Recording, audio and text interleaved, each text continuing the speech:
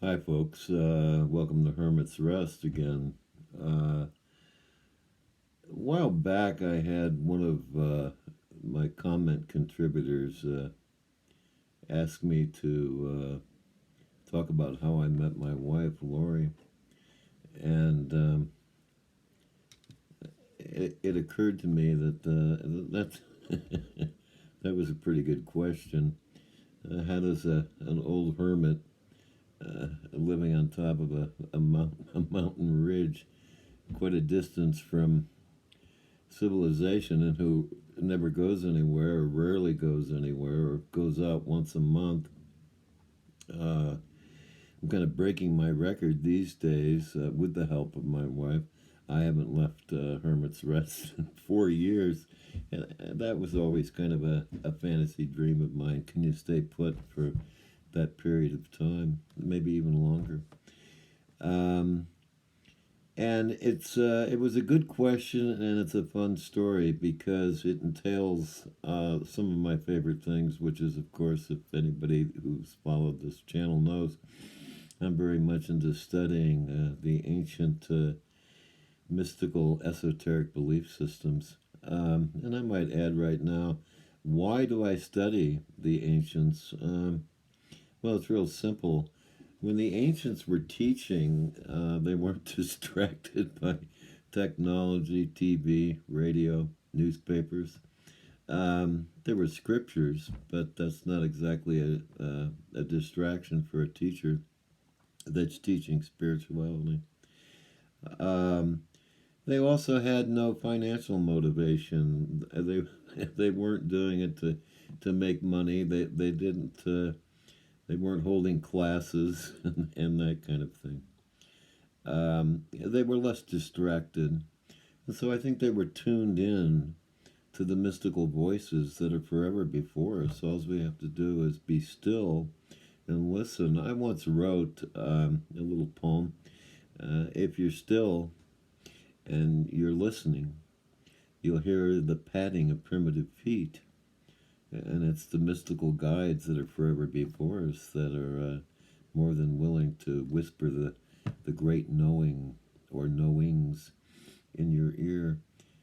But it only happens when you're still and if you're listening. So it's a matter of putting yourself in the proper position in life. And so I was reflecting on that. And a lot of opportunities that come by, and people say, hey, you got to be in the right place at the right time. It goes beyond that.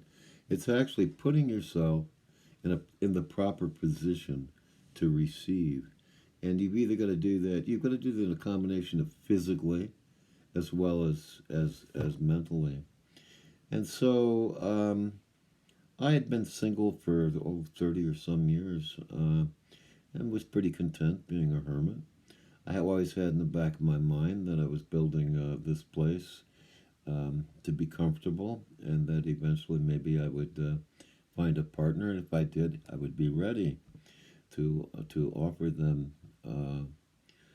some comfort and some peace and quiet kind of stuff. Um, but at any rate, somebody years ago, before I met Lori, said, "Well, Mike, do you think you'll ever get married again?" And like a wise ass, of course, never tempt the gods, or challenge them. I said, "Oh yeah, sure, I'll get married as soon as if the gods drop a good woman out of the sky down on hermits, on the hermit's rest." Well, that's what they wound up doing. I had to wait about, I think, 8 or 9 years, but as people might who have gotten to know me know that I'm very patient. I can wait, and so that's kind of exactly what happened. Was that it was in the afternoon, and a neighbor. Well, up here, neighbors are several miles away, but a fellow kind of wilderness resident that was a little more involved with civilization than I was, went into towns and cities quite often.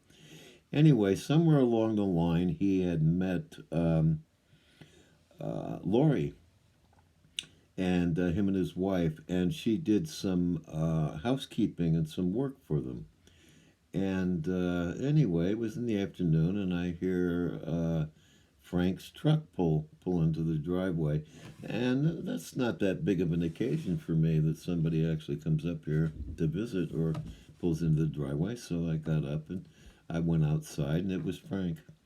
And out of the passenger's side of the truck jumps down this little lady, and she, kind of comes boldly walking down the driveway and says, "You're living my dream," and that got my attention.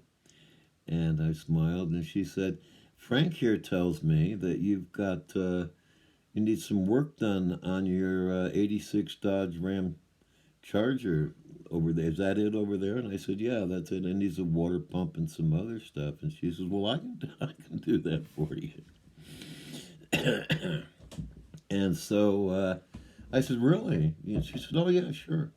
And so by golly, we made some arrangements. And heck, the next day I hear some noise out bright and early. I hear some noise out in the yard, and I go out and, and there's Lori, this little 107-pound lady, standing on the bumper of this big, jacked up, lifted truck, bent over into the engine compartment. Fan belts are are flying off, and all the wrenches are clinking and clanking. And then that really, that definitely got my attention.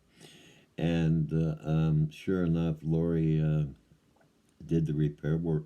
And at the end, I said, "What do I owe you?" She says, "Oh, nothing, nothing, nothing." And next couple of days, maybe I think it was, she came by and asked if she could borrow a tool. And so I said, "Yeah, sure, go into the shed. It's right hanging on the wall." And and she came back the following day and dropped it off and hung it up exactly where it was. And over the course of time of knowing her and seeing her over at Frank and Diane's, helping them fix things, Lori, Lori wasn't just a care provider for this older couple; she was their mechanic. And you know, there she is, on top of this huge swamp cooler, doing things and all that other stuff. Anyway, I fell in love with her immediately, but it took about 6 or 8 months, I guess, to kind of convince her that she needed to marry me, and she could move in and live her dream too. And the rest is history. We've been together 10 years plus, or whatever. But I think one of the things that was interesting is not only the happenstance of that kind of an event. I mean, can you imagine? I wasn't out dating, I wasn't clubbing, I wasn't doing anything. I was just being a hermit, and bam, Lori shows up. It ties into kind of a mystical thing that I had to really do some thinking about prior, actually, to meeting Lori. And that was being in the proper position for a lifelong companion. And I was physically, but what was even more important, and it never occurred to me, mentally. You have to be in the proper position mentally. You have to ask yourself, am I in the right mental frame of mind to receive love? Oh, we all think, oh, yeah, we can give love, and oh, I can be loved, and girlfriends are great, and all that other stuff. But a lot of couple problems happen, I think, because you've got to really be convinced that you've done the groundwork to be able to receive another person's love. And then, are you in the proper position or mindset to be able to love them unconditionally? Because for me, that's the only way it works. Yeah, unconditional love. If it's not unconditional love, then it's silliness. Um, And so I did some pondering on that because years ago, when I was younger, having the way I grew up and orphanages and all this other silliness that I've talked about that I don't need to get into because it wasn't really all that much of a negative experience, except that I didn't think anybody could love me. You know, I practiced and developed, tried to develop, have a nice, a good personality and all that. But a lot of times I often wonder, are we really convinced that somebody could truly, truly love us? Because I think a lot of couple problems happen when all of a sudden you don't think the other person really loves you all that much. When they're loving you completely, you're just not receptive to believing it. And if you can't be loved, then you can't in turn love back. And I don't find relationships complicated, and I don't find women hard to understand. All this silliness of men are from Venus and women are from Mars or whatever it was, is silliness. You know, people are people, and it's a matter of if you love them, you understand them, and understanding will just come naturally. So, one of the things that got me to thinking about this happened recently during our kind of snowed in period of about a week or so, which was last week. Um, Lori, my tough little wilderness hermit, woke up with abscessed tooth. And I mean, her jaw just swelled up. Her jaw, her neck, everything. You wouldn't have even known that that had happened to her if you didn't look at her. But I mean, of course, I'm looking at her. We're in a small area and we're together 24/7. No complaints, no whining, uh, just no complaints. Well, about a year ago, she'd had a problem with that tooth, and I tried to make her an arrangement with an oral dentist. And one of the things that I could talk about till ad nauseum is the difficulty in finding rural health care. I mean, it even horrifies me in many ways, even though I was prepared for it when I moved up out here, as was Lori. And it was like a 3 or 5 month wait to go see an oral surgeon about, oh, it was over 100 miles from here, as I recall. And at one point, Lori said she got some antibiotics and the abscess went away. And Lori said, driving, to Las Vegas or wherever it was, which would be well over 100 miles from here, back and forth. And I just don't want to deal with it. Lori really doesn't. She goes out and gets supplies once a month, but Lori's like me. She's really not into going out and hobnobbing in society, even just to get supplies. And so I could understand that. And I said, well, whatever you think, you know best. And then bingo, here it comes. Just recently, it reappears the abscessed tooth. And I said, well, Lorinda, I tried making arrangements for you a year ago, and you didn't want to do it, and you passed on it. And this is not a reprimand or I told you so or any of that. I said, so this time I think that, I have to have faith in your inner knowing of what you want to do. And the only thing I could suggest is that, whatever you think is best is what will work the best for you. Lori's a very, very capable woman, as some of the stories I've just previously said. In other words, it's not in my position to jump in as a big macho husband and say, "Well, I told you this," and he goes, "No." It's like, well, hey, my friend, let me know what you need to be done, and how any way I can facilitate that. So we had about 8, 9 inches of snow. The roads were muddy, the whole 9 yards. It was Friday on a Friday, so we had the whole weekend and all that. And then come Monday, she thought, well, maybe I'll go down Monday to a small town that's about 50, 60 miles away, where there is at least a clinic, and get some antibiotics for this abscessed tooth. And I was a little bit concerned with the roads and the muddiness, and we're going to be able to get out, although we've got the vehicles usually to get out. And I've got a Ford 4x4 truck that's equipped for off-road uh, use, and Lori drives a little Toyota RAV4 all-wheel drive. She prefers the Toyota because it's easier to load supplies into and all this. And so Monday came and she said, I'm going to go ahead and wait.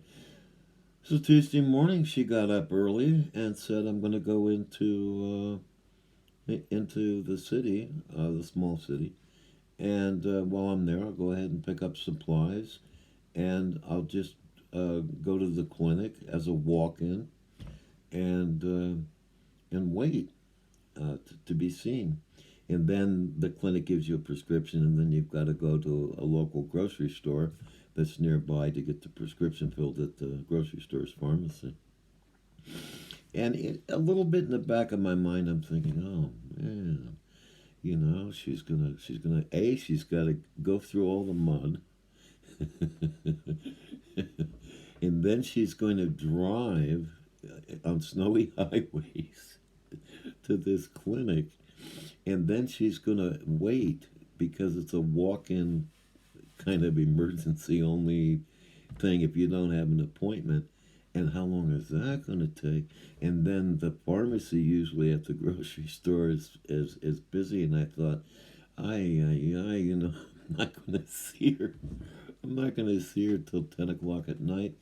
And I'm thinking, you know, I was going to just ready to advise her, well, get a hotel room or a motel room if you have to or whatever. Anyway, so she gets up bright and early. Bam. She she doesn't take the big four-wheel drive truck. She gets in her little RAV4 and pulls out of the driveway at 10:30. And usually Lori will text me when she's in town, or when the small town that's a lot closer to us, and I'm here and all that, and keeps me posted. Well, I hadn't heard from her in about an hour, or about an hour and a half, and I'm starting to think, gee whiz. So I call her, and she says, "I'm at the counter. I'll call you. I'll call you back."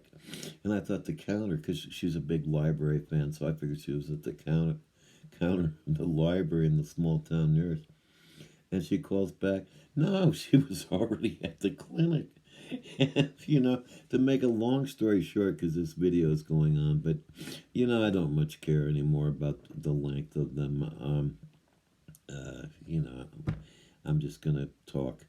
Um, to make a long story short, she left at 10:30.